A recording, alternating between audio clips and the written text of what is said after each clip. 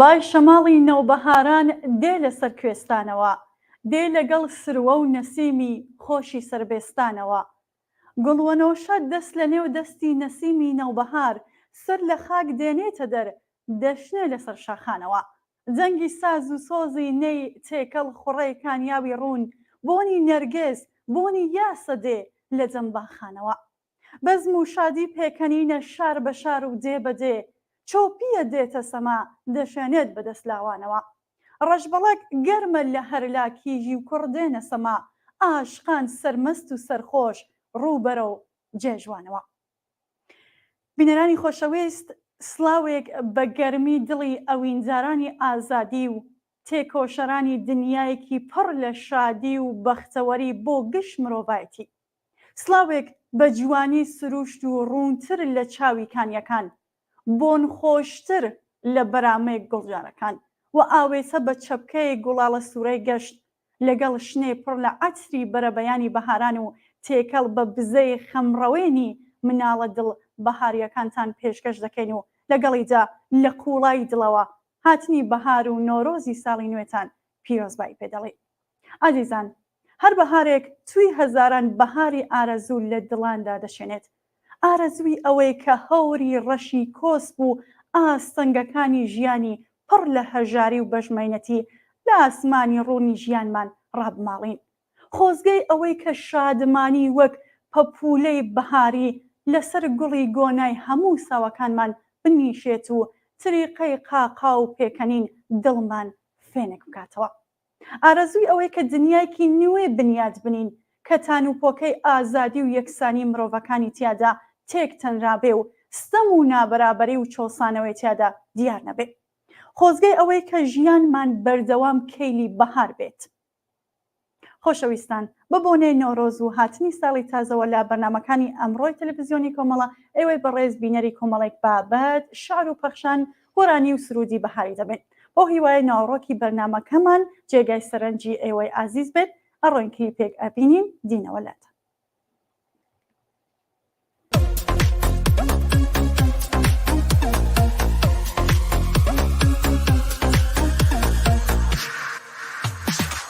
ساڵی تازەیە و جەژنی نۆروزە، ساڵی تازەیە و جەژنی نۆروزە، فەسڵی وەهارە و وەشتری ڕۆژە، فەسڵی وەهارە و وەشتری ڕۆژە.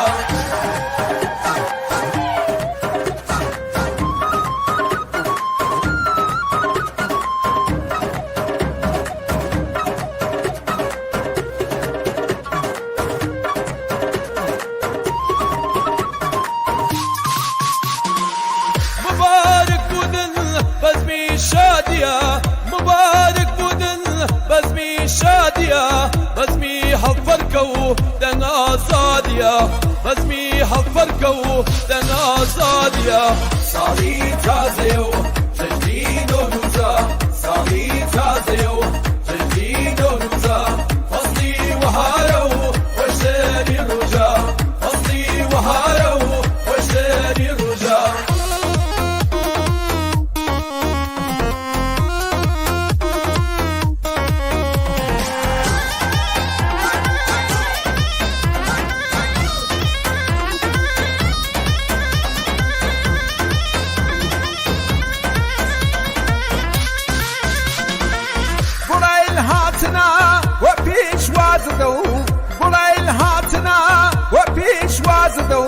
هم زنگی بلبله هم شعری کیکو،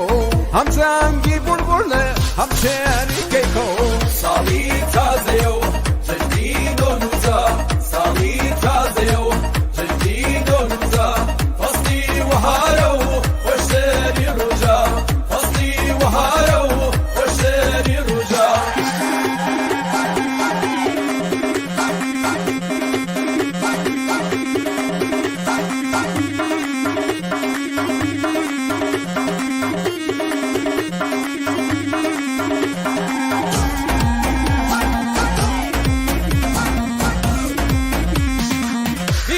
بخيم لو سفري حبسيني إلا بخيب لو سفري حبسيني وداس بقري من قولو شيريني وداس بقري من قولو شيريني صالي تازيو جديد ونوزا صالي تازيو جديد ونوزا فصلي وهارو وشاري الرجا فصلي وهارو وشاري الرجا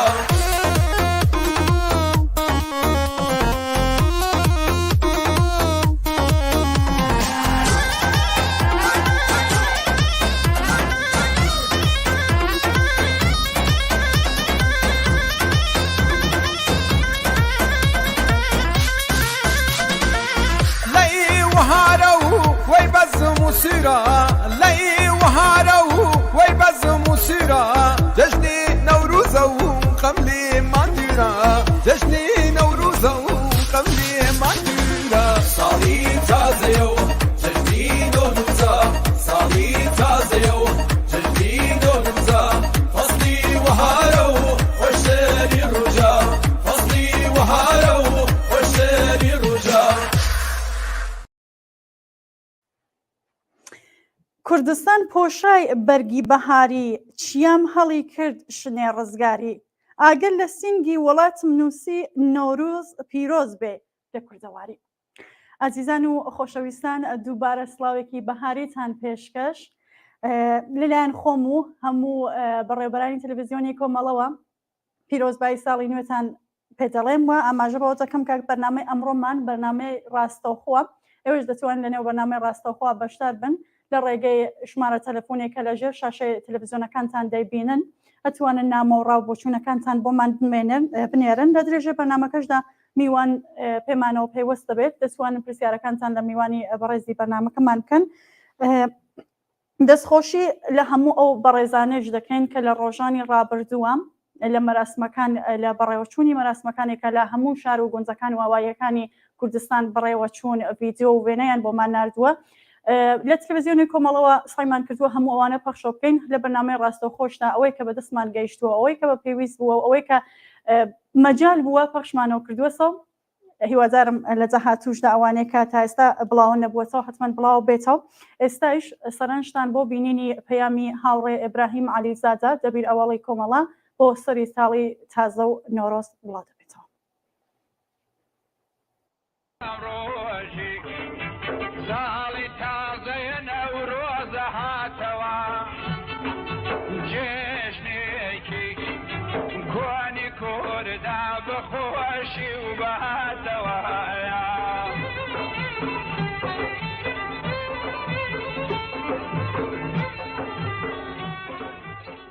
کۆمەڵانی خەڵکی کوردستان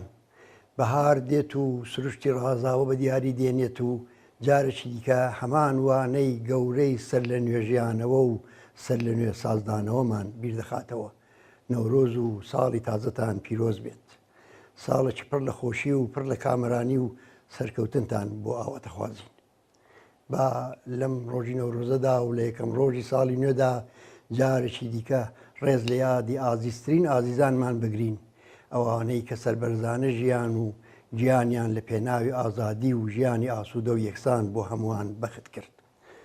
ستایشی خۆراگری و دڵگەورەی بنەماڵە ئازیزەکانیان دەکەین. درود و سڵاو بۆ خەڵکی خۆراگری کوردستان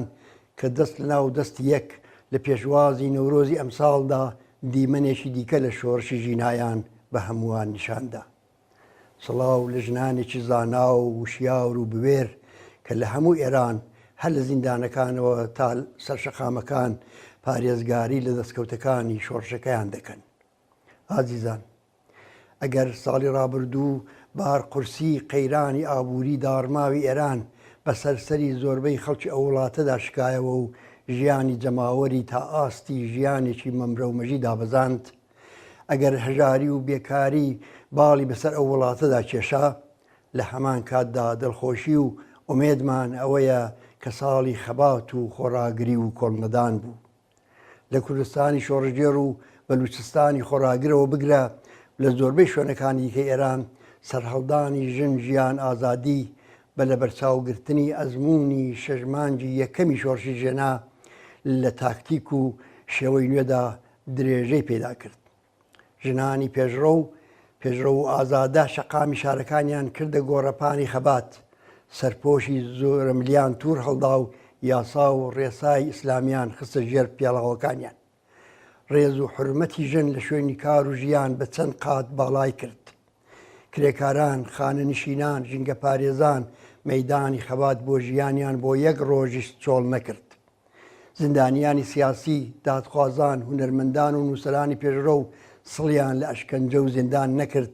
ڕاستەوخۆ چاویان بڕیە چاوی دوژمن و بە ئاشکرا بەرهەمی شۆڕژگەرانیان پێشکەش کرد. هاوکات جەماوەری خەڵک بەشداری شانۆگەری هەڵبژاردنیان نەکرد و هەمووی ئەوانە حرمەتی دروشمی ئازادیان پاراست. بەم جۆرە بوو کە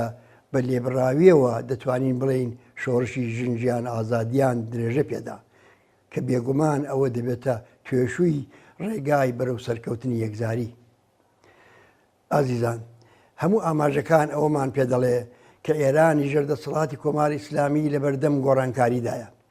ڕژیم لە هەر لایەکەوە هەوڵ دەدات بەسەر قەیرانی سیاسی و حکوومەتیدا زاڵ بێ زیاتر لە زەلکاودا ڕۆدەچێ. یەکگرتووی ریزەکانی خۆی بۆ ناپارێزرێ و بەردەوام لێی هەڵدەوەرێ. سیاسەتی یەکدەستکردنی ریزەکانی خۆی ببڕێەوە ناچێ و لەگەڵ ئەوەشدا کە بە تەواوی ڕووتاوەتەوە هەر جارە کەلێنێکی تازەی تێدەکەوێت. لە سیاسەتی دەرەوەدا نەرمی دەنوێنێ و سیاسەتی سازان لەگەڵ ئەمریکا و دەوڵەتانی ناوچەکە پەیڕەو دەکات، هەر بەم هۆیەوە لە لای لایەنگرانی ناوچەکەدا ڕیسوا دەبێ و نفوزی خۆی لە دەست دەدات. بە جۆرێک کە هێزە نیابەتەکانی کۆماری ئیسلامی لە ڕۆژهەڵاتی ناوەڕاست کە تا دوێکە سیاسەتەکانی ئەویان پەیڕەو دەکرد ئەمڕۆکە بوونەتە وەباڵی گەردنی. ئەم قەیرانە بەڕوونی لە جەریان ڕووداوەکانی غەزە و جنایەتەکانی دەوڵەتی ڕێگەسپەرستی ئیسرائیلدا خۆی نیشاندا. هەمووی ئەوانە لە پاڵ قەیرانی قوڵ و چارە هەڵنەگری ئابووری و پەرەسەندنی گەندەڵیەکی کەموێنە و ئەو ناڕزایەتی و نەفرەتەی کە لە ناو دڵی جەماوەردا پەنگی خواردوێتەوە، ڕژیمی کۆماری ئیسلامیان خستۆتە بەردەم داڕمان و یان جۆرێک لە گۆڕانکاریەوە. ئەم گۆڕانکاریە بە پێی پەرژەوەندی چینایەتی و سیاسی هەم لەسەرەوەی دەسەڵات و لایەنەنیارەکان و هەم لە خوارەوە و لە ناو جەماوەری خەڵکدا تەدارکی بۆ دەبیندرێ. لەسەرەوە دەبینین کە ئامادەکاری بۆ دوای خامنەیی دەکرێت و هەوڵ دەدرێ بە بێ شۆڕش و گۆڕانکاری بنەڕەتی سەروبەری قەیرانی حکوومەتی پێک بێن و پێکاتەی ئابووری وڵات و سەرۆت و سامانی ژێردەسەڵاتی سوپای پاسداران لە بەرژەوەندی گشتی نظامی سەرمایەداری ئێران بپارێزن، واتە قەیرانەکە تەنیا بە گۆڕینی دەموچاوەکان تێپەڕکەن. ئەمریکا و دەوڵەتانی دیکەی ڕۆژاواش هەر ئەوەیان دەوێت، ئۆپۆزیسیۆنی دەسەڕاستیش ئەوەی دەوێت و هاواهەنگ لەگەڵ ئۆپۆزیسیۆنی دوورخراوە لە دەسەڵات لە ناوەوەی وڵات بە یارمەتی دەستگاگەلێکی زەبەلاحی تەبلیغاتی کە لە بەردەستیاندایە هەوڵ دەدەن دەسەڵاتی سیاسی بەو ئاقارەدا بەرن و بە دیلێکی دابینکەری بەرژەوەندەکانی خۆیان بۆ داهاتووی ئێران شکڵ پێ بدەن. بەڵام ئەوە تەنیا ئەگەر و تەنانەت بەهێزترین ئەگەریش نییە کە لە بەردەم کۆمەلگای ئێراندایە. لە خوارەوەش لە قوڵایی کۆمەلگادا گەرای شۆڕشێکی کۆمەڵایەتی دانراوە. لە ماوەی 5 ساڵی ڕابردوودا شاهدی گەلێک سەرهەڵدانی گەورە لە دژی کۆماری ئیسلامی بووین، وەکو ئەوەی کە لە ساڵەکانی 76 88 96 و 98 هەتاویدا ڕوویاندا. بەڵام لە شۆڕشی ژینادا خەڵک لە هەمان کاتدا کە نیشانیاندا ئەو ڕژیمیان ناوێ بەڕوونی نیشانیشیاندا کە چیان دەوێت. دروشمی ژنجیان ئازادی لە ناوەڕۆکی خۆیدا هەم استراتێژی ئەمڕۆی جەماوەری ڕاپەڕی بوو، هەم بەرنامەی داهاتووی ژیانی کۆمەلگا. ئەو دەستکەوتانەی کە لە شۆڕشی ژینادا بەدەسهاتوون قابلی هەڵگەڕانەوە نین. لە بیرمانە کە ڕۆژێک لە ڕۆژان لە ڕوانگەی دامەزرێنەری کۆماری ئیسلامیەوە تەنانەت وەرزش و شەترەنجش حرام بوو، بە دوایدا ڤیدیۆ و ماهوارە و ئینتەرنێت قەدغەکران. ژنان بۆیان نەوە بستنە وەرزشگاکان. وام دیتمان کە ڕژیم بە ناچار بەرامبەر بە هەمووی ئەوانە پاشەکشەی کرد. لە شۆڕشی ژینادا گەشتی ئێرشاد کۆکراوە، پۆشیشی ئیسلامی سرڕای یاسای یەک لە دوای یەک کە بۆی دادەندرێ بەکردەوە بوو بە دڵخواست. ڕاستەکە بە هەمووی ئەوانەشەوە ئەو ڕژیمە هێشتا هەر لەسەر کارە، بەڵام ئەو ڕاستیەش حاشا هەڵنەگرە کە بەرامبەر بە خەڵکو و بەرامبەر بە گۆڕانکاریەکاری زەمانە لە ناوەڕۆکدا شکستی خواردەوە و ڕەوتی پاشەکشەی ڕژیم تا ڕووخانی یەکجاری بەردەوامە. بەڵام ئازیزان، ئەزمموی 1.5 ساڵ شۆڕشی ژینا پێمان دەڵێ کە گرنگترین کەم و کۆری ئەو شۆڕشە نەبوون یا ورتر بڵین لاوازبوونی ڕێخستنی مەدەنیە لە هەموو بوارێکدا. هەر بۆیە هەنگاوی دوایی بۆ ئەوەی پێش بە بەدیری یەکەم کە لەسەرەوە ئاماژەی پێکرا بگیرێت ئەوەیە کە جەماوەری تێکۆشەر لە هەر شوێنێکەن، لە کارگا و کارخانە، لە مەدرسە و زانکۆ، لە گەڕەکی شار و گوندەکان بە هەر ژمارەیە کێمکانی هەیە بەو ڕێکخراوانەی کە ئێستا هەن پەیوەست بن یان ڕێکخراوگەلێکی پێشڕەوی خۆیان لە بوارەکانی کرێکاری، فەرهەنگی، وەرزشی، ژنان، خوێندکاران، ڕۆشنبیران، ژینگە پارێزان، معەلیمان، پەرستاران، پارێزەران، خانەنشینان، ماڵخوراوەکان و بێکاران پێک بهێن و لە پێناوی کردنیان بە ڕێکخراوگەلێکی بەرینی کۆمەڵایەتی و گرێدانیان بە یەکتر تێبکۆشن. لە ئێرانی ژێردەسەڵاتی ڕژیمی کۆماری ئیسلامیدا هەرچی دیاردەی دزیە و ناشیرنی نظامی سەرمایهداریە تونتر و تیشتر بەربینیان بە کۆمەڵی خەڵکی وڵاتە گرتووە. دژواریەکانی بەڕێچوونی ژیانی خەڵکی زەحمەتکێش و دەستەنگ کە لێنی قوڵی چینایەتی نێوان سەروەت و هەژاری، بێبەهرەبوونی جەماوەری خەڵک لە خزمەتگوزاریە سەرەتاییەکان، بێکاری و بێئاسۆیی لاوان، هەڵاواردن و ستەم، نەبوونی ئازادی و پێشێلکردنی سەرەتایەتی مافی دموکراتیکی خەڵک، پەرەسەندنی جۆرەها دیاردەی ناشرینی کۆمەڵایەتی، هەمووی ئەوانە دەستیان داوەتە دەستیەک و کۆماری ئیسلامیان کردووە بە یەکێک لە دزێوترین ڕژیمەکانی و سەردەمە. لەم ئێرانەدا ڕژیمێک لە سەرکارە کە ئاکار و کردەوەی سیاسەت و فەلسەفە و بیر و بۆچوونی هەمووی مایەی شەرمەزاری بەشەریەتی سەردەمی ئەمن.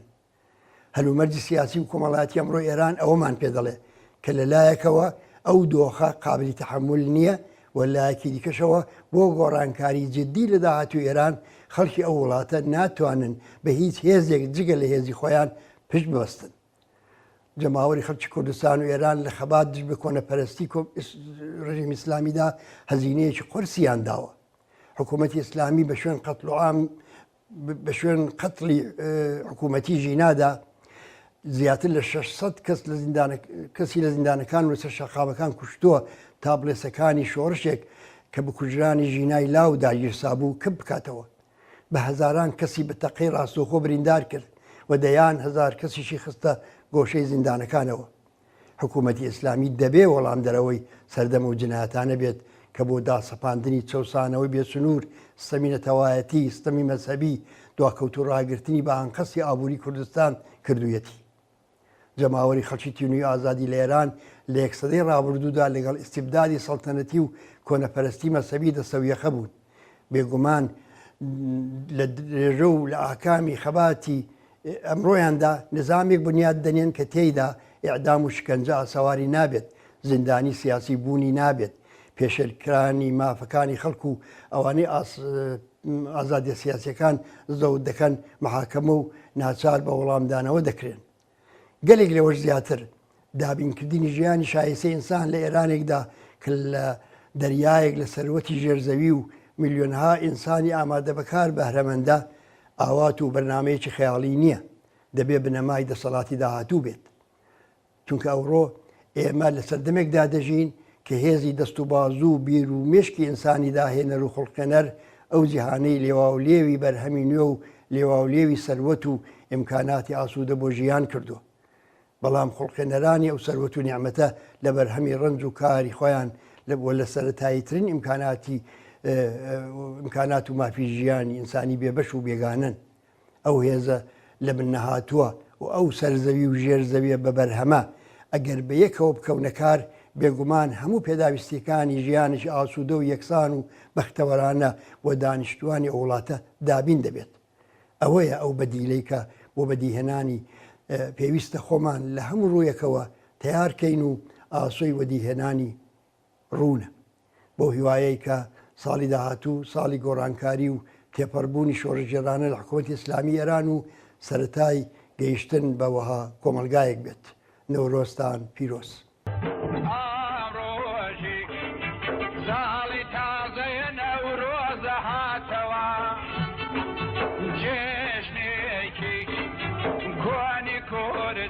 بخوشي وبهدوايا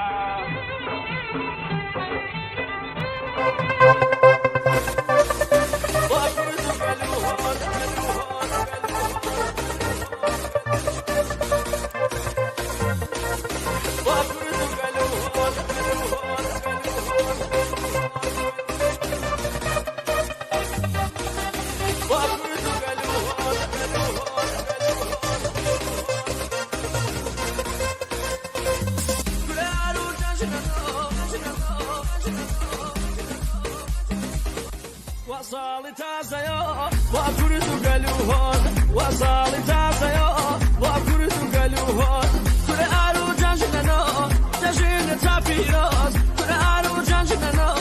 جنجن تابيروس سجن أجموانو خاف فوضى بصوص سجن أجموانو خاف فوضى بصوص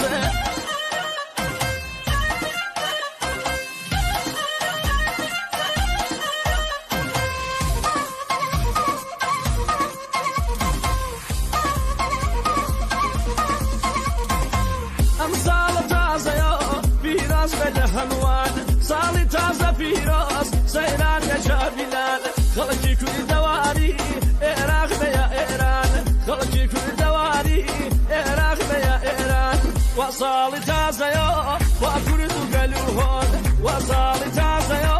وأكرد قلوهون كل أرو جنجنو جنجن تافي راس كل أرو جنجنو جنجن تافي راس سجن أجموانو خاف فوضى بصور سجن أجموانو خاف فوضى بصور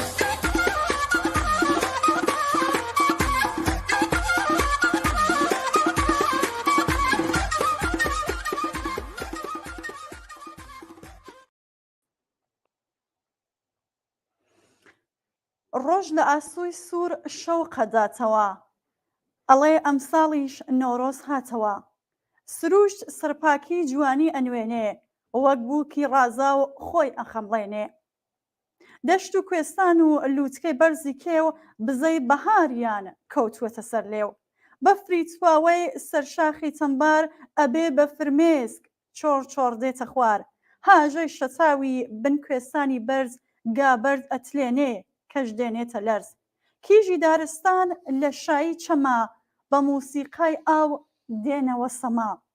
باخ و ڕەزی شاخ یان مێرگ و چیمەن خەشڵی ڕازاوی بژوێنی دیمەن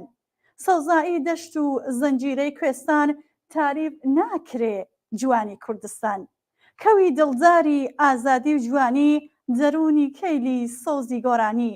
بەری حەسرەتی دڵ ئەکاتەوە بانگی پڕاوپڕ دەنگەداتەوە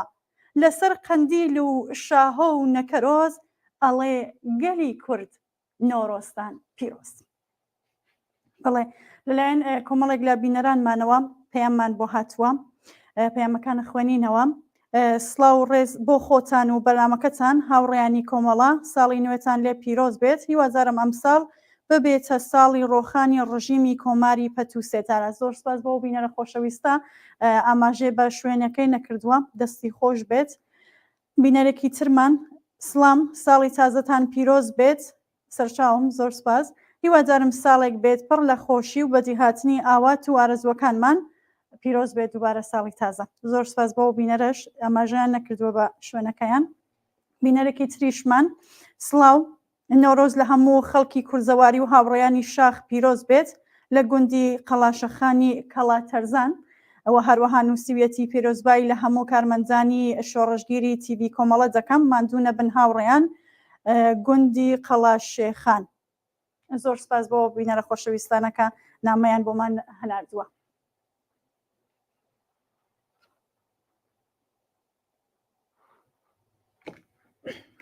بەڵێ ئازیزانی و بینەرانی خۆشەویست ئەگەر هاوڕێیانی بەشی کۆنترۆل ئامادە بن کلیپێکی تر دەبینین دینەوە خزمەت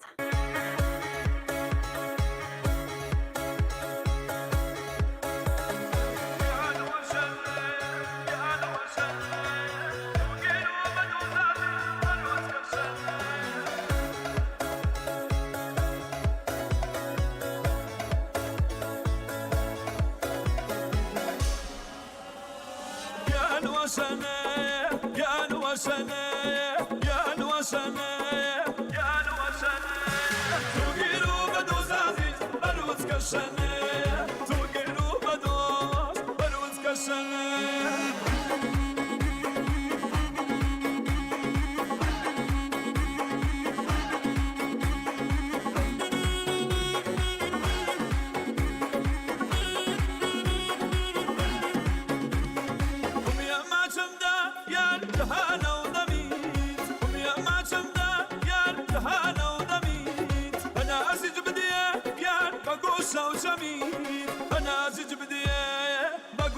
زمين يا نوسنة يا نوسنة يا نوسنة يا نوسنة تغيروا بدوز عزيز بروز كسنة تغيروا بدوز بروز كسنة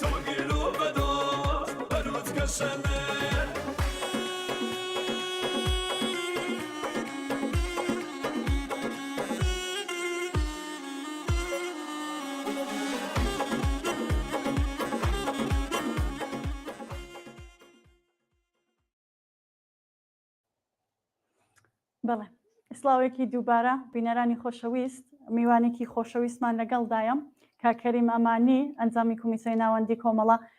کاکەریم سڵاوت لێبێت، زۆر سپاس کە بەشدارن لەم بەرنامەیە و ساڵی تازەشتان لێ پیرۆز بێت.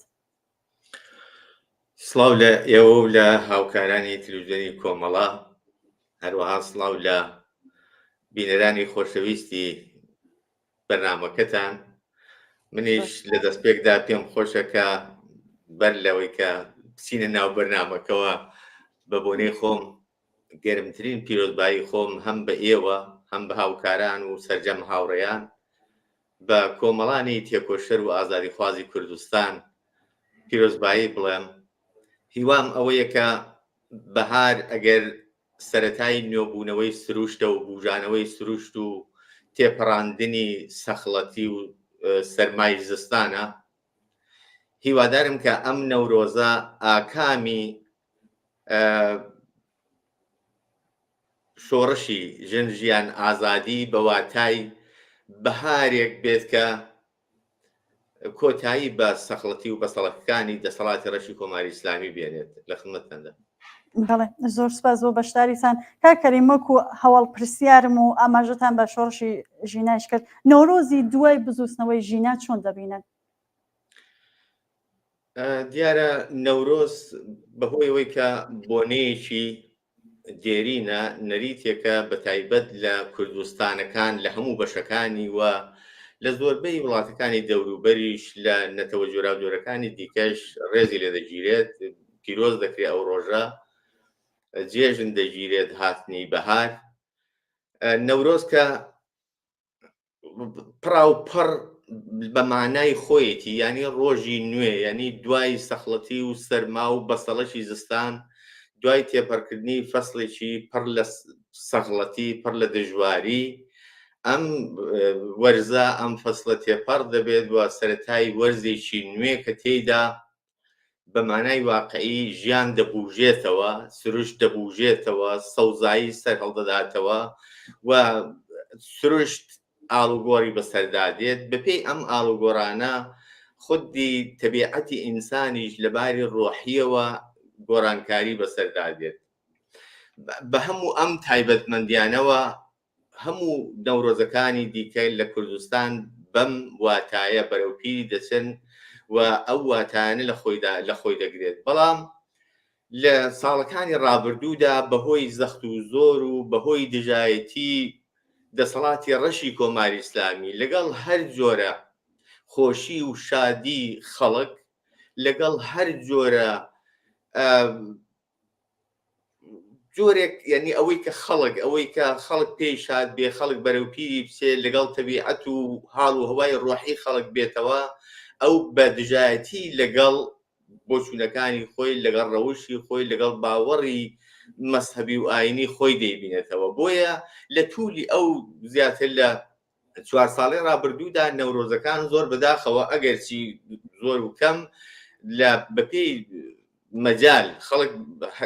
لە زۆر شوێن بەرەوپیری چووە ڕێزیان لێگرتووە ئەو ڕۆژیان بەرگوزار کردووە شێوازی جۆرە زۆر بەڵام ئەلەم نەورۆزەیاندا بە تایبەت دوای شۆڕشی ژینە حاڵ و هەوای ئەم نەورۆزە هەر لە 25 ڕۆژ بەر لە هاتنی نەورۆز ینی 24 ڕۆژ بەر لە هاتنی نەورۆز ڕنگ و بۆیشی دیکەی پێوە دیار بوو یعنی ئەوە هەست پێ دەکراکە ئەم نەورۆزەیان لە زۆر بواردا لە زۆر جەمبەوە دەتوانین جیاوازتر لە نەورۆزەکانی دیکە ببینین ئەگەرچی سروشت هەرە و سروشتەیە بە تەبیعەتی خۆی بەپێی ڕەوت و ڕەوەندی بێسا سروشتی خۆی نوێ بۆتەوە سەری ساڵە بەڵام ئەوەی کە بەرەوپیری دەچێت ئەوەی کە مانای پێدەبەخشێ ئەم ئیستیقبالە ئەم پێشوازیە گەرمەیە کە خەڵک لێی دەکات خەڵکی بە تایبەت لە کوردستاندا لە دوای شۆڕشی ژینە بە زۆر هۆکار نەورۆزی ئەم ساڵ جیاوازترە هۆکارەکانی ئەوەیە کە لە شۆڕشی ژینادا ئەگەرچی پێشتر زۆری قسە لەسەرکراوە بەڵام جێی خۆیەتی ئینسان ئەوانە بەیەکەوە گرێ بداتەوە شۆڕشی ژینان لەگەڵ ئەوەی کە بە شێوەیەکی زۆر ئاسایی ئاڵوگۆڕێکی فەرهەنگی لە ناو کۆمەلگای ئێراندا بە شێوەیەکی گشتی پێکەنا باستابی ئەم ئاڵوگۆڕە فەرهەنگیە وەک نویدێک وەکو ئیلهامێک نەک هەر تەواوی ئێران بەڵکو سنوورەکانی ئێرانیشی بەزان دڵی وڵاتان و بەئیسلا ئازادی خوازانی دیکەی لە وڵاتەکانی دیکە خۆش کردەوە بە تایبەت توێژی ژنان تایبەتمەندیە بووە هۆکاری ئەوەی کە جۆرێک حاڵ و هەوای ئێران ئاڵوگۆڕی بەسەردابێت ئەم ئاڵوگۆڕە ئەگەر بە پێوانە بە مەعیار یا پێوەری تەوازونی هێز هاوسەنگی هێز پێوانی بکەین هاوسەنگی هێزی بە خازانجی بەرەی ئازادیخوازی خەڵک بە خازانجی بەرەی شۆڕش لە دژی زدی شۆڕش لە دژی ڕژیمی دەسەڵاتداری ئیسلامی گۆڕانی ئەم هاوسەنگیە باعیسی ئەوە بووە کە ئەم ساڵ سەرڕای ئەوەی کە وەکو هەموو ساڵەکانی دیکە هەر لە مانجێک لەوە پێشەوە ڕژیم و ناوەندەکانی ڕاگەیاندن و هەموو ئورگانە سەرکردگەرەکانی لە زمان هەموو ئاخوند و کۆنەپەرستەکانەوە لەسەر مەسەلەی ئاورکردنەوە و نەورۆز و ڕەتکردنەوەی و ئەوە لە فەرهەنگی ئیسلامیدا نییە و یعنی هەموو ئەو هەوڵانەیاندا سەر ڕای ئەوەش هەڕەشە و گوڕەشە و ئاستەنگ دروستکردن لە بەر بەڕێوەبردننی مەراسمەکان لە زۆر شوێنکیان هەوڵشاندونەوە زۆر شوێن ئەو شوێنەی کە دیاریان کردویانە لێ بەرگزار بێت ناچار خەڵک لە شوێنێکی دیکە مەراسمەکان گزاربیانی هەموو ئەو هەوڵاندا بەڵام وتم بە دلیلی ئەو گۆڕانی هاوسەنجیە و لەگەڵ ئەوەشدا خەڵک سەرڕای ئەوەی کە زۆر بەداخەوە لە جێریانی شۆڕشی ژیان ئازادیدا کۆمەڵێک خوێن ڕژا کۆمەڵێک لە باشترین ڕۆڵەکانی ئەو خەڵکە ژیانیان بەخت کرد و خەڵک هەر ئێستاش ماتەمبارن بۆ ئازیزانیان بۆ جانزدانی ئەو شۆڕژێرانە ئەو خەباتکارانە بەڵام لە دژی ئەو نەریتە کۆنا ئەو نەریتە دواکەوتوانەی کۆماری ئیسلامی بە هەموو هێز و توانانەوە خەڵک ئەم ساڵ بەرەوپیری نەورۆزەوە هاتن و لە هەموو چەکان کە تقریبان زۆر جیاوازتر بوو لە هەموو ساڵەکانی دیکە زۆر بەگەرم و گوڕی بەڕۆحیەکی بەورەیەکی بەرزی شۆڕژێرانە لەگەڵ ئەوەدا کە پەیامی بژێژنێکی ئاسایی نەورۆز دەگرن بەڵام پەیامێکی زۆر تند و پراوپڕ بە دوژمنی خوانوەتە ڕژیمی قاتڵ و ئینسانکوژی جمهوری ئیسلامی دەگەێنن کە ئێعدام کوشتن زۆر سەرکوت ئەوانە ورەی خەڵک دانابەزێنێ بەڵکو بە هەر قەترەیە کە لە خوێنی ئەو ئازیزانە دەرجێتە سەر ئەرز بە هەزاران لالەی دیکەی وەک ئەوان لاوی شۆڕژێری دیکەی وەک ئەوان دێنە گۆڕەپانی خەباتەوە و وریان بەرزتر دەبێت عەزمیان جەزمتر دەبێت و ئەو بێستا تایبەتمەندیانە لە مەراسمەکانی نەورۆزی ئەم ساڵدا و بە تایبەت دوای شۆڕشی ژنجیان ئازادی یا لە درێژەی ئەو شۆڕشدا بەتە دوای ناچون بە باوەڕی من شۆڕش ئێستا ئیدامەی هەیە و ئەم مەراسمانە ئەم پێشوازیە گەرمەی نەورۆزیش لە وەرزی بەهار و نوێبوونەوەی سروش جۆرێک لە ئیدامەی هەمان شۆڕشدایە و ئەو پەیامە بە دوژمن دەگەێنێت کە شۆڕش ژینە زیندووە ئەبەم شێوەیە پەیام دەدەن بە کۆماری ئیسلامی کە ئەگەر ئەو بە جۆرێکی دیکە سەرکوت دەکا ئەمان بە شێوەیەکی دیکە مەیدانی لێدەستێنن بە هێزێکی دیکەەوە دێنە مەیدان کە کۆماری ئیسلامی ناتوانێت پێش بە ورە و ئیرادیان بگرێت. بەڵێ زۆر سپاس کاکەریم پەیاممان بۆ هاتووە با پەیامەکان بخۆنینەوە بینەرێکی خۆشەویستمان سڵاو و ڕێز و حورمەت بۆ بەڕێوەبەرانی زەحمەتکێشی کۆمەڵە ساڵی نوێتان پیرۆز بێ و بە هیوای سەرکەوتنی گەلی کورد بۆ ئێوەی ئازیز لە نۆچشەوە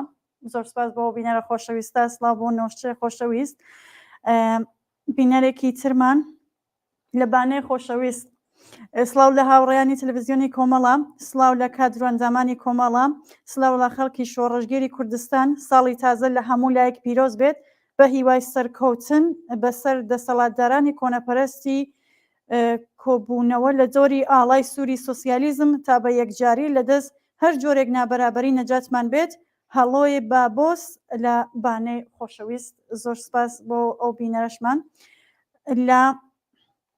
ناڵەشکێنە لە بۆکانی خۆراگر سلااوێک لە ناخی دڵەوە پێشکەش بە ئێوەی ئازیز و هاوڕێیانی بەڕێز و خۆشەویست بە بۆنێ هاتنی نەورۆز پیرۆزبایی خۆم تێکەڵ بە بوونی خۆشی گوڵانی بەهاری ئاوپڕژێنکراو بە بەفراوی کێ و شاخە سەربەرزەکانی کوردستان پێشکەش ئێوەی خۆشەویست دەکەم هیوادارم ساڵی نوێ دەستپێکی ژیانێکی ئاسوودە و پڕ لە خۆشی و ئارامی بێ بۆ هەمولایەک ساڵێک بە دوور لە شەڕ و شۆر نەخۆشی و ناخۆشی تەنگی و چەمەڵا سەرەتایەک بێ بۆ ئاشتی و پێکەوە ژیانێکی مرۆڤانە لە هەموو شوێنێکی جیهاندا ساڵی نوێ ساڵی لە گۆڕنانی تەواوی ئێشوازار خەم و خەفەت و نەهامەتیەکان بێت هەروەها ساڵی وەدیهاتنی هیوا و حەزەکانمان بژی یەکڕیزی و یەکگرتووی خەڵکی شۆڕژگەری کوردستان ناڵەشکێنە لە بۆکانەوە زۆر سپاس بۆ ئەو بینەرانەکە نامەیان بۆمان هەناردووە دەستیان خۆش بێکە بینەری بەرنامەکان و ڕاوبۆچوونی خۆیان بۆمان باسەکان و ئەنێنن کاگ کەریم ڕەنگی جلوبەرگی خانمان جلوبەرگی پیاوانەی ژمارە ئەو لاوانەیە کوردستان چ پەیامێکیان تێدایە وەکو دەبینرێت لە زۆربەی مەراسمەکانی پێش نۆڕۆز بەرگوزار بوو وەکو خۆشتان بێنەکان و ڤیدۆکانتان بینیوە هەروەکو کوسمان وەختێک سروشت نوێ دەبێتەوە تەبیعەت بەرگی سەوز و ڕەنگا و ڕەنگ دەپۆشێت یعنی ئەنواعی گوڵی زەرد و سوور و هەموو ڕەنگەکانی دەبێتە ڕازێنرەوەی یا ئاراستەی بەیسلاخ ئەو سروشتە و خەڵکیش تێکەڵ بەو سروشتە بە تایبەت لە نەورۆزی ئەم ساڵدا ئەوەی کە ڕژیم دەیەوێت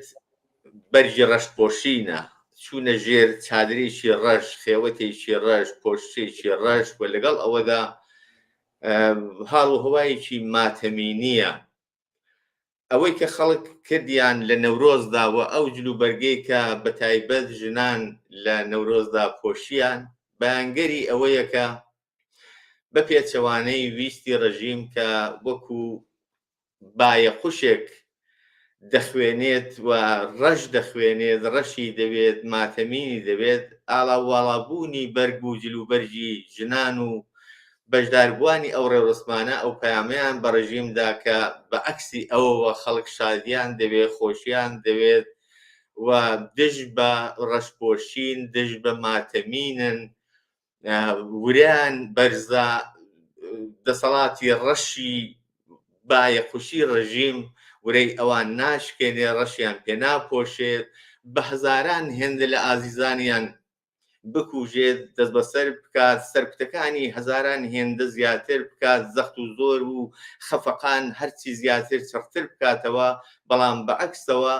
خەڵک و بە تایبەت خەڵکی کوردستان ورایان بەرزتر ئەزمیان جەزمتر و بە پێچەوانەی ویستی ئەو جلوبەرگێکی ئاڵاواڵا و ڕەنگا و ڕەنگ و هاوتەریب لەگەڵ سروشدا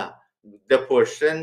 بە شۆرایی چاوی دوژمن کە چاوی بەو شادی و خۆشیی خەڵک هەڵنایەوە بەو شێوەیە شادی دەردەبڕن ئەوەی کە ئەمساڵ بیندرا بەڕاستی لە ڕێوەسمەکاندا ئەوە بوو کە خەڵک زۆر بەمەبەست لیباسی ڕەنگا و ڕەنگ یعنی بە شێوەیەکی هەمە ڕەنگ لە هەموو جۆرە ڕەنگ و بە تایبەت ئەوەی کە زۆر زەخکرا بۆ ڕەنگە تۆخەکان وەک ڕەنگی سوورس ڕەنگی زەرد ڕەنگی سەوز هەندێک ڕەنگی ئاوای زۆر تێدا بەرجەستە بوو کە ئەوە مەراسمەکانی زۆر ڕازاند بووە تایبەتمەندیی زۆر جیاوازتر لە ساڵانی دابوو بە مەراسمەکان لەگەڵ ئەوەشدا هەروەکو کوتم نەورۆز جیاواز لەوەی کە پێشوازی لە وەرزێکی سروشتی و مەراسم و ڕێوڕسمێکی سروشتیە و نەریتێکی زۆر دێرینە بەڵام لە هەمان کاتدا لە کوردستان بەهۆی تایبەتمەندی کوردستان بەهۆی زەخت و زۆر و چەوسانەوەی لەلایەن دەسەڵاتدارانی سەرکوتگەر و چەوسێنەر و سەرەڕۆوە لە کوردستان ئەم ڕێوڕسمە ئەم بۆنەیەکی زۆر سیاسیشی بە تایبەت بەخۆی گرتووە و ئەو جلوبەرگ و پۆشتێکە وەکو نمات خەڵک لە مەراسمەکاندا بە ژن و پیاوە لە بەریان دەکرد بەشێکی زۆری بەرجەستەکردنەوەی ئەو نمادانە بوو کە نمادی شۆڕشن کە نمادی خەبات و بەرخۆدانن نمادی بەرەنگاربوونەوە لەگەڵ دەسەڵاتێکی ستەمکاری وەک کۆماری ئیسلامین ئەوانە تایبەتمەندیەک بوون کە من ئەم ساڵ زۆر بەرجەستە دیتم لە مەراسمەکانی کاکەریم گۆرانیەکان و ئەوانەیە کە زیاتر لەو مەراسمانە دەوترێت زیاتر گۆرانی هەڵپەڕکەن بەڵام سرود و باوا بڵێن شعریشی تێدایە کە نیشانەی شۆڕش و واتە زیاتر ئەڕوو بە پێشمەرگەن سەرنجی ئێوە لەو بارەوە چییە؟ باسم کرد وتم لە کوردستان مەراسمەکان جیاواز لەوەی کە مەراسمێکی سروشتی بە شێوەیەکی زۆر ئاسایی هەموو ساڵێک بەڕێوە دەچێت بەڵام یان لە زۆر وڵاتەکانی دیکەشتەنانە لە دەرەوەی کوردستانیش بەڕێوە دەچێوەلی لە کوردستان ئەم بۆنەیەکی سیاسیشە بەو هۆیەوە لە مەراسمەکاندا جیاواز لەو بێستە ئاواز و مۆسیقای خۆش و شاد و بۆ هەڵپەڕین و سەماکردن لەگەڵەوەشدا کۆمەڵێک سرود و گۆرانی جێکەوتوو کە ئەوانە لەباری ڕۆحیەوە تەئسیر لەسەر خەڵکدا دەنێن هەڵخڕێنەرن جۆرێک یاداوەری هەندێک ڕابردوو خاترات بیرەوەری هایەک بۆ بیر خەڵک دێنێتەوە کە ئەم ساڵ لەو مەراسماندا بەرجەستە بوون کەوتم ئەمانە هەموو نمادن هێمای شۆڕشژێڕین هێمای خەباتن لە کوردستان ئەو شۆڕش هەمووی ئەوە نییە کە تۆ لە خیاباندا تەزاورات بکەی یا چەک بەدەستەوە بگری و بچی لە شاخە لەگەڵ دوژمن بەشەڕبی بەڵکە ئەمەش خۆی نەوئێک شۆڕشە لە درێژەی شۆڕشی ژنژیاندا شۆڕشێکی مەدەنی بەڵام لەگەڵ ئەودا زۆر بەرجەستە زۆر خەباتکارانە زۆر شۆڕژێرانە بۆیە ئەوە لە سرود و ئاهەنگ و گۆرانیەکاندا زۆر بەرجەستە و ئەوە خۆی دەرخستە بوو ئەنی ئەو مەفهومەکانیان بە تایبەت ئەوانەوەی کە دەتوانین شانیان بەڵێ زۆر سپاس پرسیارێکمان بۆ هاتووە کاکەرێم ئەڵێ لە شوێنەکانی دەرەوەی کوردستانیش موزیک و هەڵپەڕکەی کوردی زۆر زیاتر بووە ئایا هونەر و کولتوری خەڵکی کوردستان پشتیوانێکی زیاتری لێ دەکرێت لە دەرەوەی کوردستان؟ لە جوابی ئەو بینێ لە بەڕێزەدا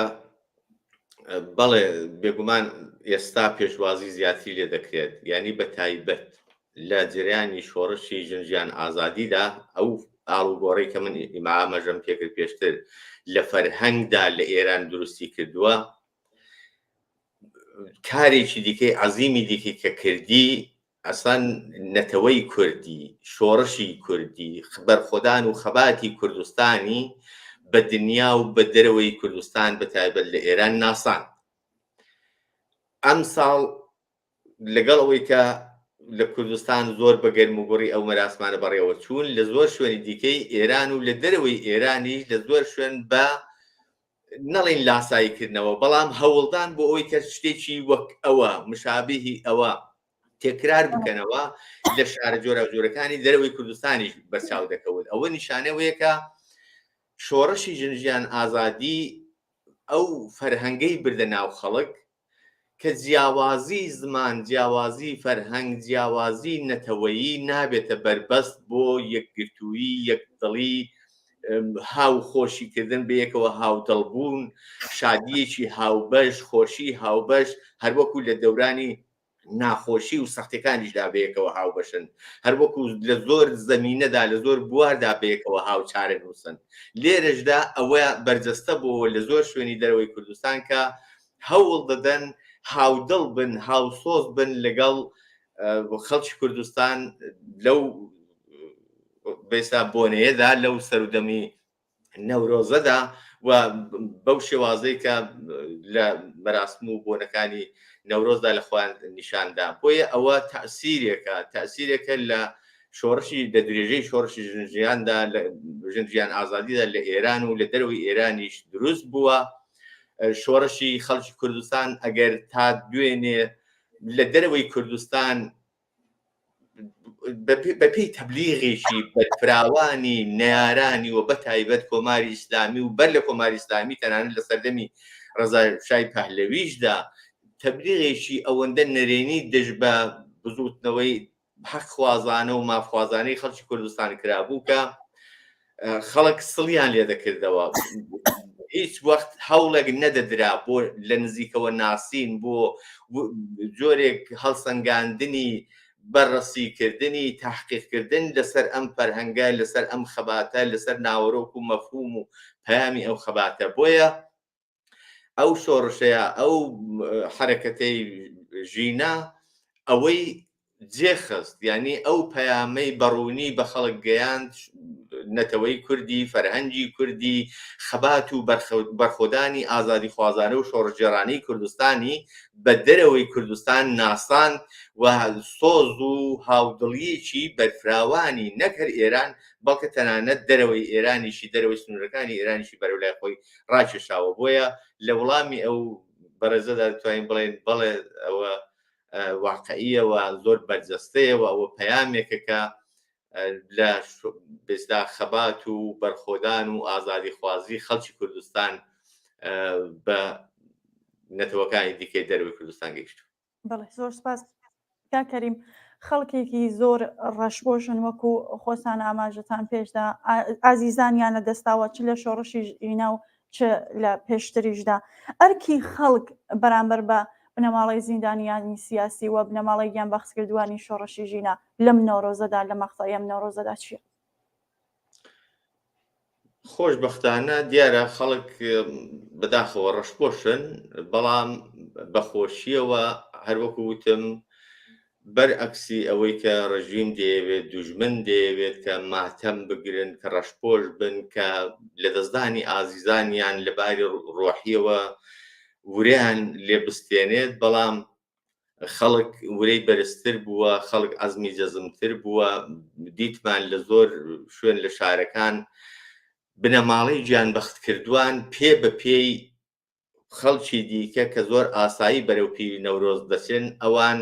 یادکردنەوە لە ئازیزانی خۆیان ئاوێتەی ئەم بۆنەیە کرد ئەوانیش بە شێوازێک بەرەو پیری ئەم نەورۆزە چوون کە یاد و خاترە و بیرەوەری ئازیزانیان تێکەڵ بە بۆنەکە کرد لە زۆر شوێنەکان دیتمان کە دەچوونە سەر گڵکۆی ئازیزانیان بە ئاڵای سوور بە پەرچەمی سوور بە دروشم و سرودی شۆڕش جێرانە بەیسان لەسەر گەڵکۆکانیان مەراسمیان دەگرت و یادیان بەرز ڕادەگرتن لەگەڵ ئەوەدا خودی ئەو بنەماڵانە نەک هەر جلی ڕەشیان نەپۆشی بەڵکە ئەوانی جلی ئاڵاواڵا و شادیان پۆشی دیتمان لە بەتایبەت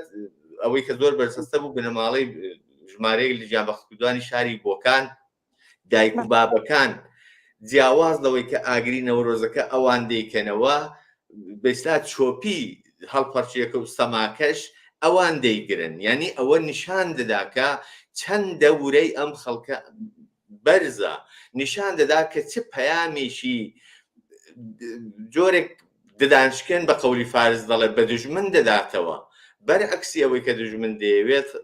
خانەوادە و بنەماڵەی گیانبەختکردوان بەخۆشیەوە زۆر بەورەیەکی بەرزەوە بە عەزمێکی جەزمەوە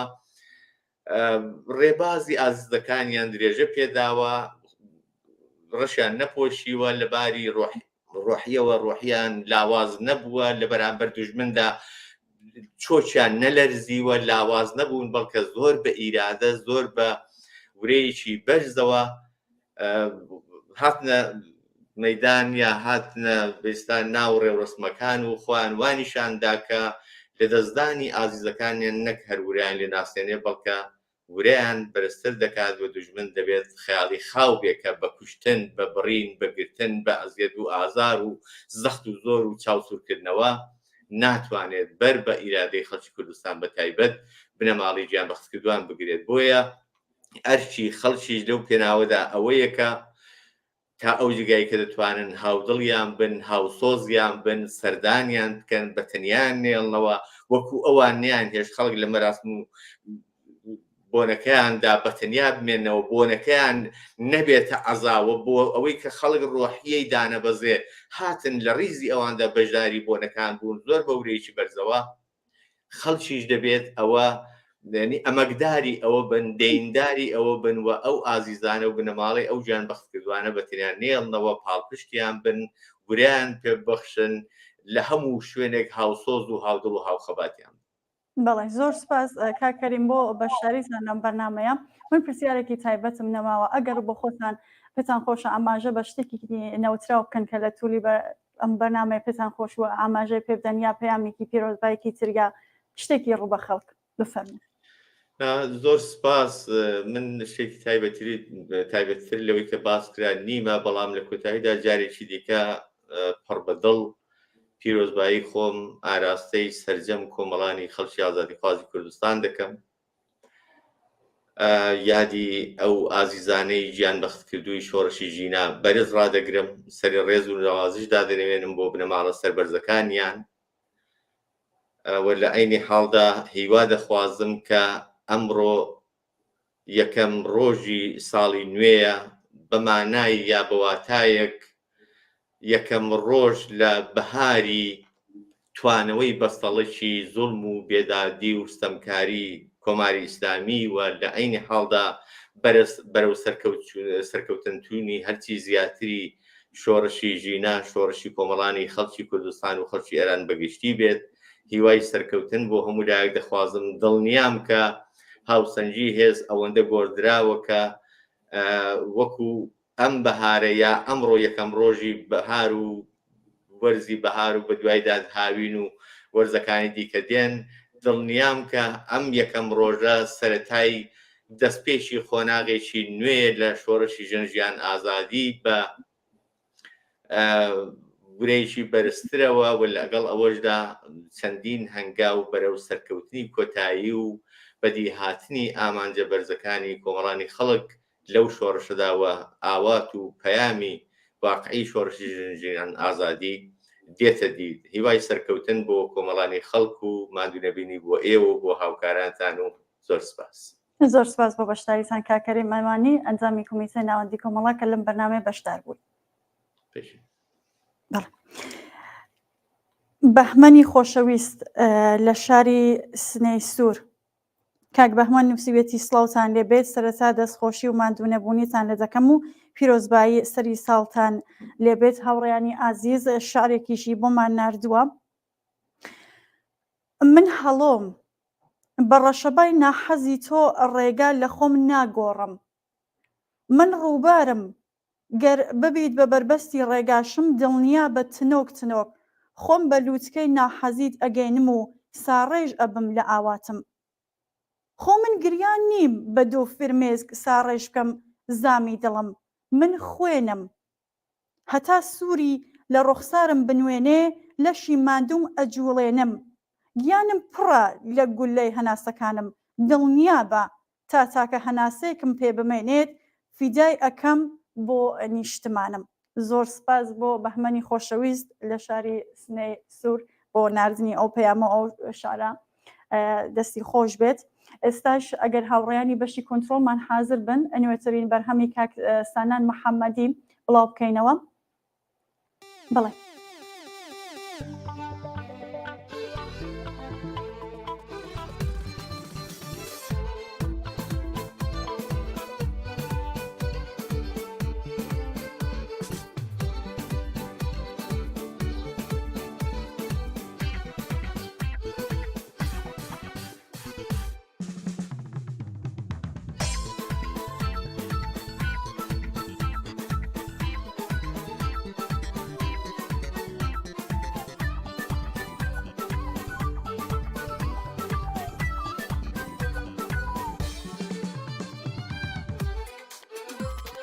شەدەلاری شۆخ و شەنگ باڵا بەرزەی گەنم ڕەم، بەناز و بە شەرمەوە دێ و دەڕۆی چەلەم چەلەم. ئەرێ هەر وەک بەخشای بەهاری پڕ لە گوڵی ڕەنگوارڕم، شار بە شاری لە کوێستان خولیامە و هەر وەکو هەم. نەمدی کەس وەک تۆ جوان بێ چاوباز و ئەبرۆ قەشەم، نەمدی کەس وەک تۆ جوان بێ چاوباز و ئەبرۆ قەشەم.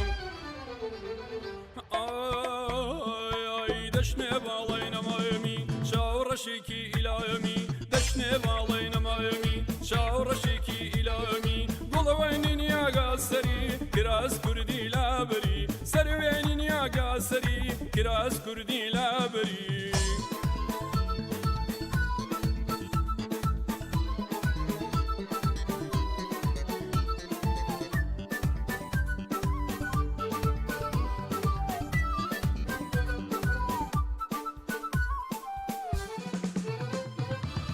کچی کوردی لەکی ساوزەڵە و چاوباڵکی، زەریف و سادە و ساکار هەر وەک نەمامی پەڵکی. ئەی هەنیە و کڵمە و دەمولێ و دڵی هەناری دەنکی، جاهێڵی شێت کردووە ڕۆینەی شلێک شلکی. نەوەی ژیری قەدەم خێر زۆر زانە و زۆر زیرەکی، نەوەی ژیری قەدەم خێر هەم زانە و هەم زیرەکی.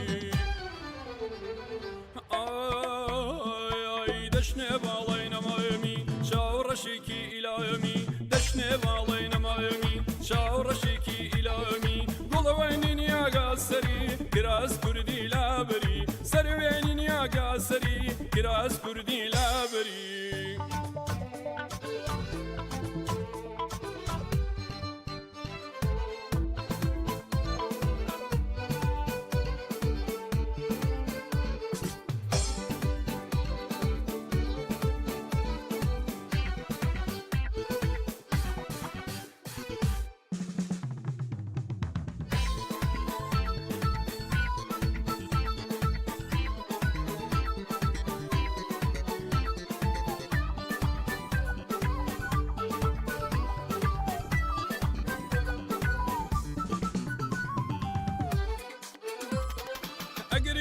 شورش مراسا شورة بم الكراسة جرجر الكولمي دخشي وجرجر بم الهياسة اي تشكي شعبي ينبكي بجغلتي لي الماسة ابري جرقو هناون لمتون لك هناسة بالاي وقتو لي تريب جوان اللتوي كراسة بالاي وقتو لي تريب جوان اللتوي كراسة دشني بالينا مايمي شاور شيكي إلى يمي دشني بالينا مايمي شاور شيكي إلى يمي قول وين يا قاسري كراس كردي لابري سر وين يا قاسري كراس كردي لابري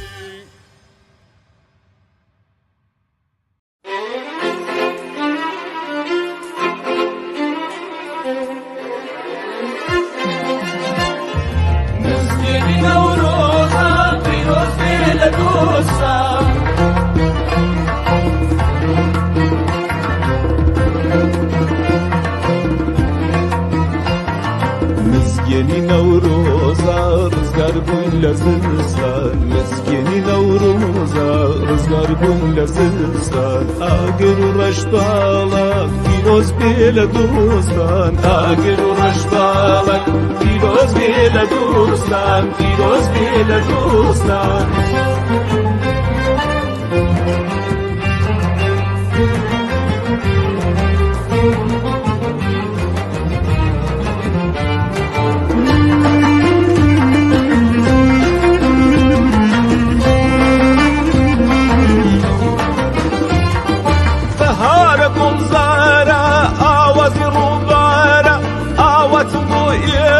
سالك بختيارا اوات بو ايوا سالك بختيارا نورد عادر مكة ما وجد ايرانو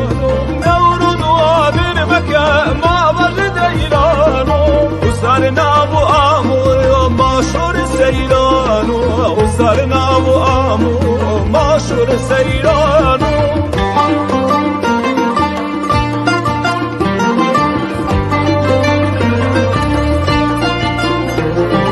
شمال سما كايدن ناشا وجان دايدن خناي من عوض بلجا خامل جيان بايا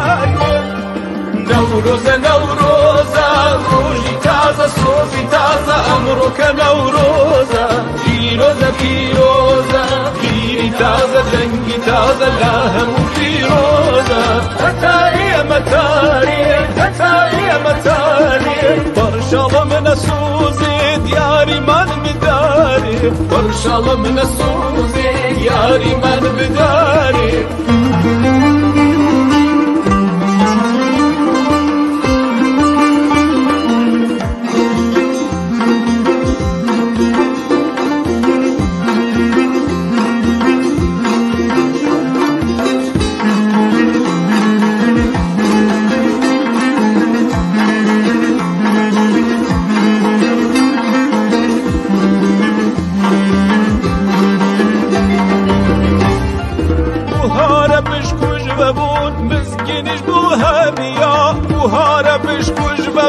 مسكينش بوهميا زارك كانوا سروشتي بجد نشانيا زارك كانوا سروشتي بجد نشانيا هتا وهات وتسيني أمدي ملاي كردستان شتاوش ليشواتوا رومة تشابي كيستان أفراوش ليشواتوا رومة تشابي كيستان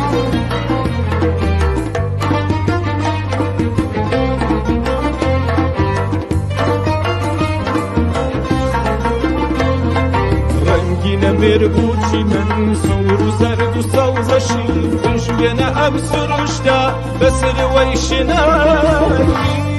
شاهو بالونورني ما وشش برد نرقز شمو دلوجي ويتا خمينا بينا هرقز نوروزا نوروزا روجي تازا صوزي تازا أمرك نوروزا فيروزا فيروزا فيري تازا دنجي تازا لاهم فيروزا ملاتي ملاتي ملاتي ملاتي أمي بيجياني دل خوشيد بداتي أمي بيجياني دل خوشيد بداتي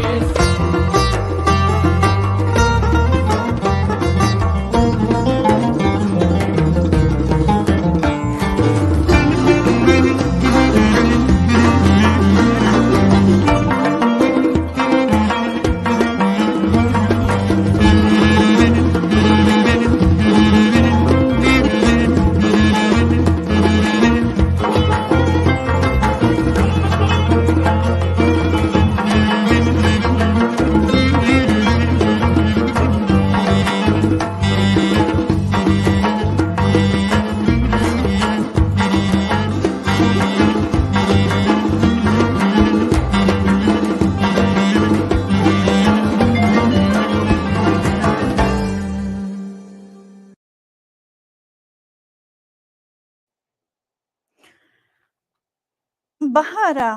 جێژنە ڕۆژی پێکەنینە بەهار گۆڤەندی ئاسمان و زەمینە ئەوە جێژنی سەری ساڵ و سروشتە زەماوەندی گوڵانە هەڵپەڕینە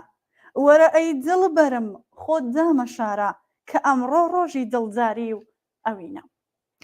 کۆمەڵێک نامەمان بۆ هاتووە بینەرێکی خۆشەویستمان مزگێنیدا بە سروە بای بەهاری وا هاتەوە نۆرۆزی کوردەواری بە بۆنەی هاتنی سەری ساڵی نوێ کوردی گەرمترین و شۆڕژگەرانەترین پیرۆزبایی ئاراستەی سەرجەم خەڵکی ئازادیخوازی کوردستان لە هەر چوار بەشی وڵات و بنەماڵەی سەربەزی شەهیدان زیندانیانی سیاسی و بەتایبەت کادروەندامانی کۆمەڵە لە دەرەوە و ناوخۆ کرێکاران و چینی چۆساوە و ژێردەست دەکەم هیوادارم ساڵی داهاتوو ساڵی بەدیهاتنی ئامانج و ئاواتەکان بێت گەلی بندەستی کورد بە مافەڕەواکانی بگات. وێڕای سپاس لاوانی کۆمۆنیست لە شاری خۆشەویستی سەقز. زۆر سپاس و دەستان خۆش بێت.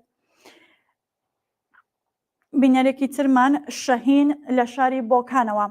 سڵاوتان لێ بێت و نۆرۆز و ساڵی نوێتان لێ پیرۆز بێت و ماندوو نەبن و هەر بژین و بمێنن بۆ کۆمەڵە. هیوادارم ساڵێک بێت پڕ لە خۆڕاگری و دەستکەوت و سەرکەوتن بۆ هەموولایەک.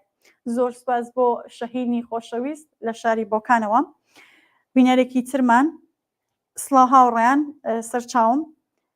منیش نۆرۆز و ساڵی نوێ پیرۆزبایی لە تەواوی پێشمەرگەکانی کۆمەڵە و ئەندامان و کارکۆنانی ماندووینەناسی کۆمەڵە تیڤی و بنەماڵە گیانبەختکردوانی کۆمەڵە و کوردستان و زیندانیانی سیاسی و خەڵکی خۆڕاگری کوردستان و ئێرانەکەم هیوادارم ساڵێک پڕ لە خۆشی و سەرکەوتن بۆ خەڵکی ئێران و کوردستان بێت پێشڕۆ لە شاری خۆشەویستی بانەوە. زۆر سپاس بۆ پێشڕۆ بۆ بانەی خۆشەویست. بینەرانی خۆشەویستمان هەبەم شێوەیە گەیشتنە کۆتایی بەرنامەی ڕاستەوخۆی ئەمڕۆمان کە تایبەت بوو بە نۆرۆز. پێش لە کۆتایی بەرنامەکە دووبارە پەیامی هاوڕێ ئیبراهیم عەلیزادە زەبیر ئەوەڵی کۆمەڵە بە بۆنەی نۆرۆز بڵاو ئەبێتەوە و هەر لێرەوە بە بینەرانی خۆشەویستمان ڕادەگەێنم کە ئەو ڤیدیۆ و وێنانەیە کە بۆمانیان ناردووە لە ڕۆژانی داهاتوودەوە لە درێژەی بەرنامەکانی تەلەڤیزیۆنی کۆمەڵە حتمەن بڵاو ئەبێتەوە. زۆر سپاس بۆ ئەوەی کە تاکو ئێستا بینەرمان بوون. جارێکی دیکە نۆرۆز و سەر و ساڵی نوێتان پیرۆز بێت. ماڵەوە.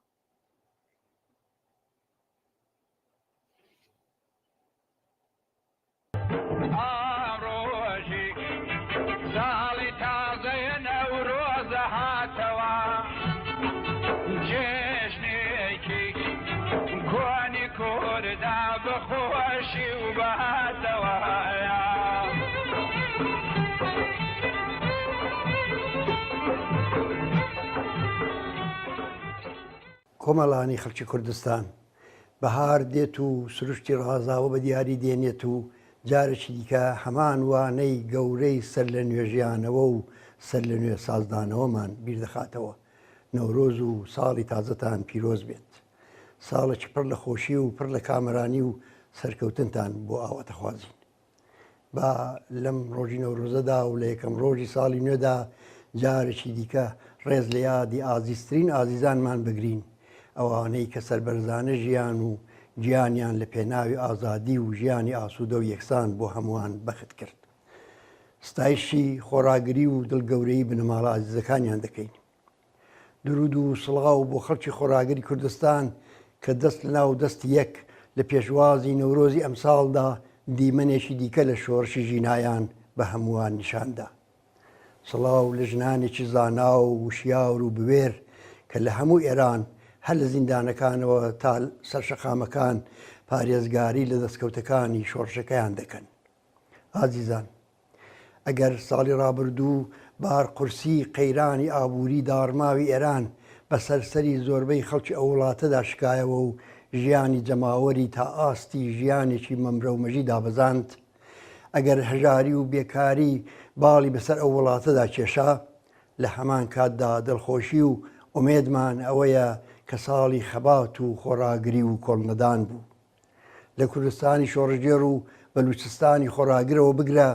لە زۆربەی شوێنەکانی دیکەی ئێران سەرهەڵدانی ژن ژیان ئازادی بە لە بەرچاوگرتنی ئەزمموی شەژمانجی یەکەمی شۆڕشی ژێنا لە تاکتیک و شێوەی نوێدا درێژەی پێدا کرد. ژنانی پێشڕە و ئازادا شەقامی شارەکانیان کردە گۆڕەپانی خەبات، سەرپۆشی زۆرە ملیان توور هەڵدا و یاسا و ڕێسای ئیسلامیان خستە ژێر پیاڵەوەکانیان. ڕێز و حرمەتی ژن لە شوێنی کار و ژیان بە چەند قات باڵای کرد. کرێکاران، خانە نشینان، ژینگە پارێزان مەیدانی خەبات بۆ ژیانیان بۆ یەک ڕۆژیش چۆڵ نەکرد. زیندانیانی سیاسی، دادخوازان، هونەرمەندان و نووسەرانی پێشڕە و سڵیان لە ئەشکەنجە و زیندان نەکرد، ڕاستەوخۆ چاویان بڕیە چاوی دوژمن و بە ئاشکرا بەرهەمی شۆڕژگەرانیان پێشکەش کرد. هاوکات جەماوەری خەڵک بەشداری شانۆگەری هەڵبژاردنیان نەکرد و هەمووی ئەوانە حرمەتی دروشمی ئازادیان پاراست. بەم جۆرە بوو کە بە لێبڕاویەوە دەتوانین بڵین شۆڕشی ژنجیان ئازادیان درێژە پێدا کە بێگومان ئەوە دەبێتە توێشووی ڕێگای بەرەو سەرکەوتنی یەکزاری. ئازیزان، هەموو ئاماژەکان ئەوەمان پێ دەڵێ کە ئێرانی ژێردەسەڵاتی کۆماری ئیسلامی لە بەردەم گۆڕانکاریدایە. ڕژیم لە هەر لایەکەوە هەوڵ دەدات بەسەر قەیرانی سیاسی و حکوومەتیدا زاڵ بێ زیاتر لە زەلکاودا ڕۆدەچێ. یەکگرتووی ریزەکانی خۆی بۆ ناپارێزرێ و بەردەوام لێی هەڵدەوەرێ. سیاسەتی یەکدەستکردنی ریزەکانی خۆی ببڕێەوە ناچێ و لەگەڵ ئەوەشدا کە بە تەواوی ڕووتاوەتەوە هەر جارە کەلێنێکی تازەی تێدەکەوێت. لە سیاسەتی دەرەوەدا نەرمی دەنوێنێ و سیاسەتی سازان لەگەڵ ئەمریکا و دەوڵەتانی ناوچەکە پەیڕەو دەکات، هەر بەم هۆیەوە لە لای لایەنگرانی ناوچەکەدا ڕیسوا دەبێ و نفوزی خۆی لە دەست دەدات. بە جۆرێک کە هێزە نیابەتەکانی کۆماری ئیسلامی لە ڕۆژهەڵاتی ناوەڕاست کە تا دوێکە سیاسەتەکانی ئەویان پەیڕەو دەکرد ئەمڕۆکە بوونەتە وەباڵی گەردنی. ئەم قەیرانە بەڕوونی لە جەریان ڕووداوەکانی غەزە و جنایەتەکانی دەوڵەتی ڕێگەسپەرستی ئیسرائیلدا خۆی نیشاندا. هەمووی ئەوانە لە پاڵ قەیرانی قوڵ و چارە هەڵنەگری ئابووری و پەرسەندنی گەندەڵیەکی کەموێنە و ئەو ناڕزایەتی و نەفرەتەی کە لە ناو دڵی جەماوەردا پەنگی خواردوێتەوە، ڕژیمی کۆماری ئیسلامیان خستۆتە بەردەم داڕمان و یان جۆرێک لە گۆڕانکاریەوە. ئەم گۆڕانکاریە بە پێی پەرژەوەندی چینایەتی و سیاسی هەم لەسەرەوەی دەسەڵات و لایەنەنیارەکان و هەم لە خوارەوە و لە ناو جەماوەری خەڵکدا تەدارکی بۆ دەبیندرێ. لەسەرەوە دەبینین کە ئامادەکاری بۆ دوای خامنەیی دەکرێت و هەوڵ دەدرێ بە بێ شۆڕش و گۆڕانکاری بنەڕەتی سەروبەری قەیرانی حکوومەتی پێک بێن و پێکهاتەی ئابووری وڵات و سەرۆت و سامانی ژێردەسەڵاتی سوپای پاسداران لە بەرژەوەندی گشتی نظامی سەرمایەداری ئێران بپارێزن، واتە قەیرانەکە تەنیا بە گۆڕینی دەموچاوەکان تێپەڕکەن. ئەمریکا و دەوڵەتانی دیکەی ڕۆژاواش هەر ئەوەیان دەوێت،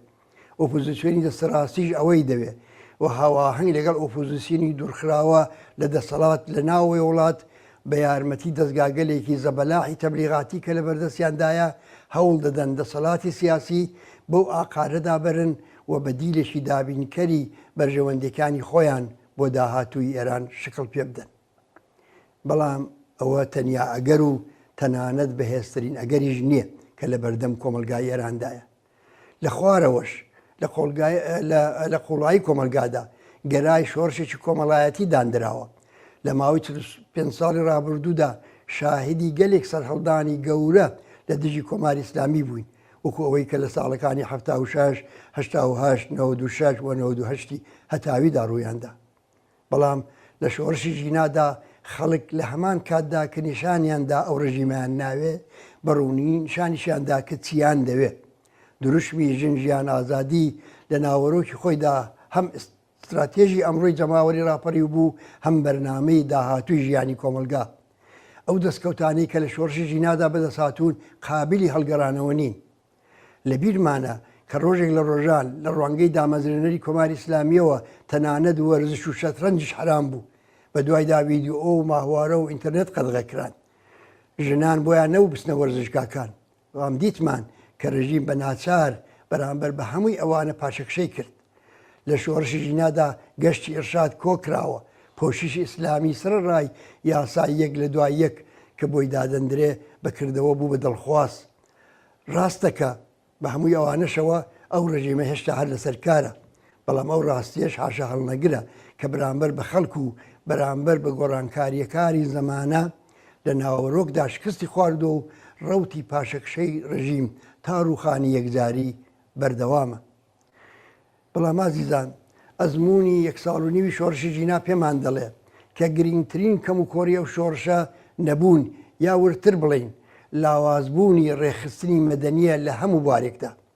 هەر بۆیە هەنگاوی دوایی بۆ ئەوەی پێش بە بەدیری یەکەم کە لەسەرەوە ئاماژەی پێکرا بگیرێت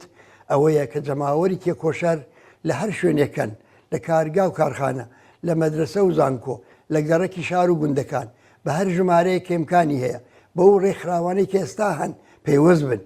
یان ڕێکخراوگەلێکی پێشڕەوی خۆیان لە بوارەکانی کرێکاری، فەرهەنگی، وەرزشی، ژنان، خوێندکاران، ڕۆشنبیران، ژینگە پارێزان، معەلیمان، پەرستاران، پارێزەران، خانەنشینان، ماڵخوراوەکان و بێکاران پێک بهێن و لە پێناوی کردنیان بە ڕێکخراوگەلێکی بەرینی کۆمەڵایەتی و گرێدانیان بە یەکتر تێبکۆشن. لە ئێرانی ژێردەسەڵاتی ڕژیمی کۆماری ئیسلامیدا هەرچی دیاردەی دزیە و ناشیرنی نظامی سەرمایهداریە تونتر و تیشتر بەربینیان بە کۆمەڵی خەڵکی وڵاتە گرتووە. دژواریەکانی بەڕێچوونی ژیانی خەڵکی زەحمەتکێش و دەستەنگ کە لێنی قوڵی چینایەتی نێوان سەروەت و هەژاری، بێبەهرەبوونی جەماوەری خەڵک لە خزمەتگوزاریە سەرەتاییەکان، بێکاری و بێئاسۆیی لاوان، هەڵاواردن و ستەم، نەبوونی ئازادی و پێشێلکردنی سەرەتایەتی مافی دموکراتیکی خەڵک،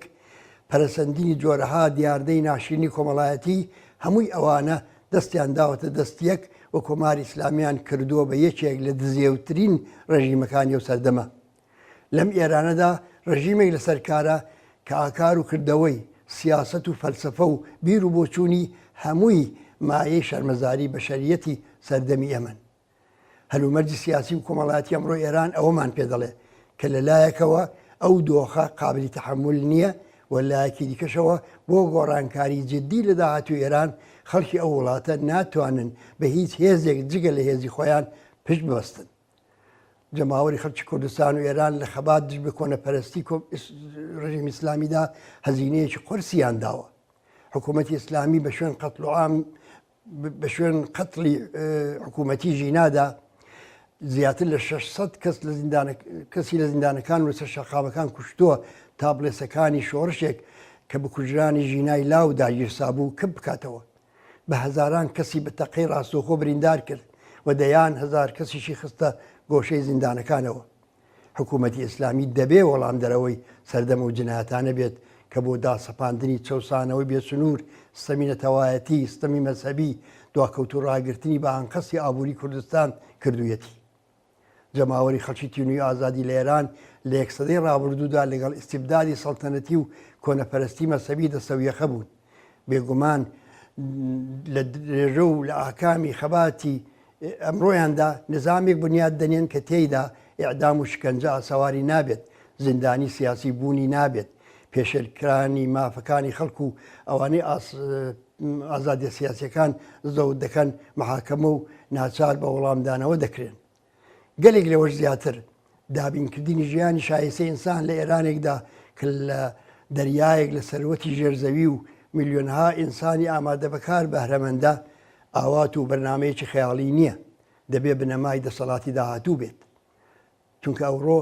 ئێمە لە سەردەمێکدا دەژین کە هێزی دەست و بازوو و بیر و مشکی ئینسانی داهێنەر و خوڵقێنەر ئەو جیهانەی لێواولێوی بەرهەمی نوێ و لێواولێوی سەروەت و ئیمکاناتی ئاسوودە بۆ ژیان کردووە. بەڵام خوڵقێنەرانی ئەو سەروەت و نیعمەتە لە بەرهەمی ڕنج و کاری خۆیان لە سەرەتاییترین ئیمکانات و مافی ژیانی ئینسانی بێبەش و بێگانن. ئەو هێزە لە من نەهاتووە و ئەو سەرزەوی و ژێرزەویە بە بەرهەمە ئەگەر بە یەکەوە بکەونەکار بێگومان هەموو پێداویستیەکانی ژیانیشی ئاسوودە و یەکسان و بەختەوەرانە بۆ دانیشتوانی وڵاتە دابین دەبێت. ئەوەیە ئەو بەدیلەی کە بۆ بەدیهێنانی پێویستە خۆمان لە هەموو ڕوویەکەوە تیارکەین و ئاسۆی وەدیهێنانی ڕوونە بۆ هیوایەی کە ساڵی داهاتوو ساڵی گۆڕانکاری و تێپەڕبوونی شۆڕژێرانە لە حکوومەتی ئیسلامی ئێران و سەرەتای گەیشتن بەوەها کۆمەلگایەک بێت. نەورۆستان پیرۆز.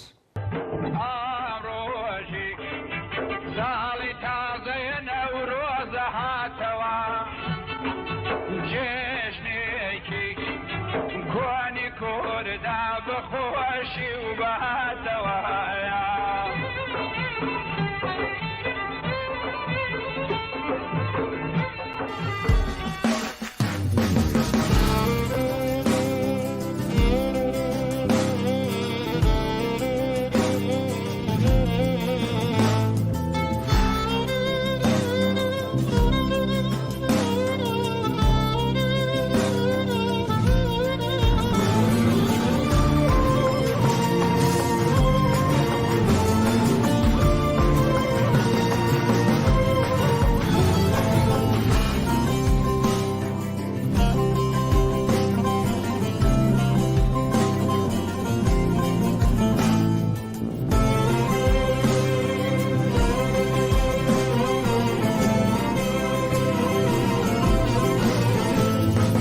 دەگوێ هەڵخانەی ڕەقیبان بۆ دەهۆڵی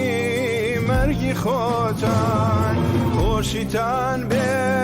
تاڵیتان بێ مەرگە مەرگی هەر هەمووتان خۆشیتان بێ تاڵیتان بێ مەرگە مەرگی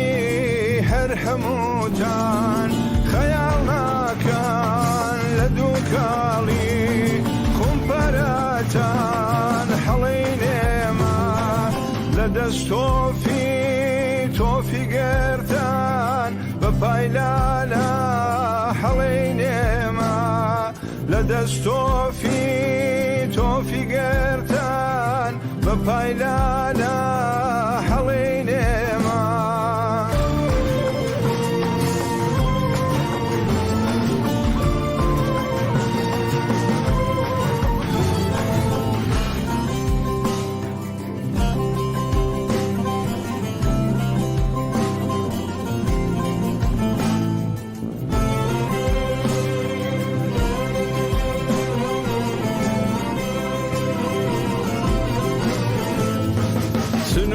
سنووریشمان بە خاڵوسکەن بەردێ لە شاخ جێنەهێڵین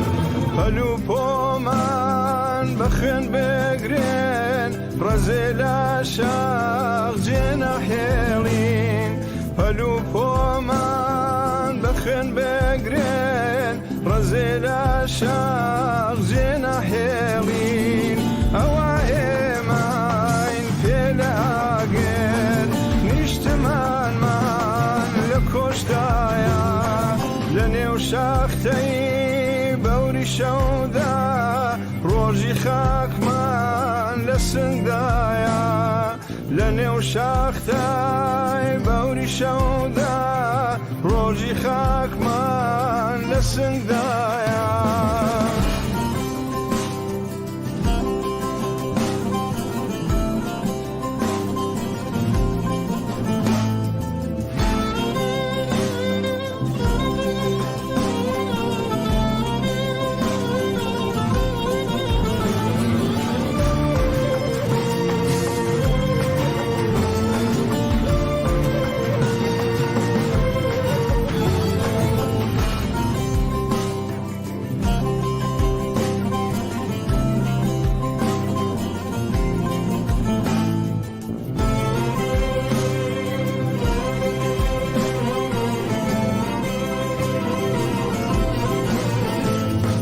تەواشاکەن خەدی خەندیل چۆن بە گۆڵی دڵچەندراوە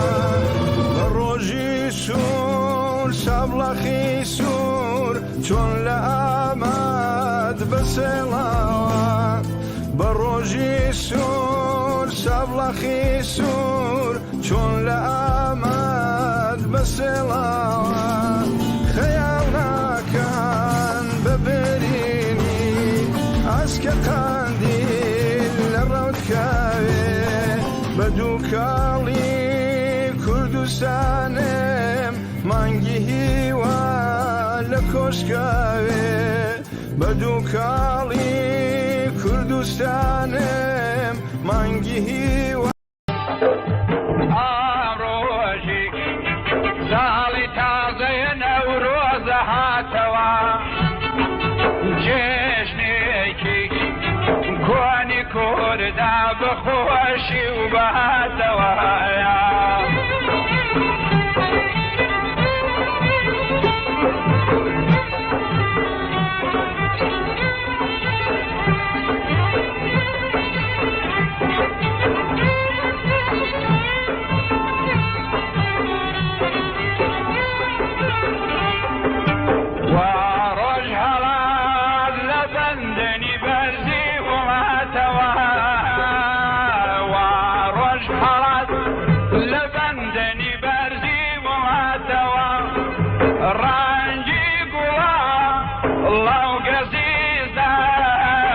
بەخشە و قەداتەوە ئامڕۆژی ساڵی تازەیە نەورۆزە هاتەوە جێژنێکی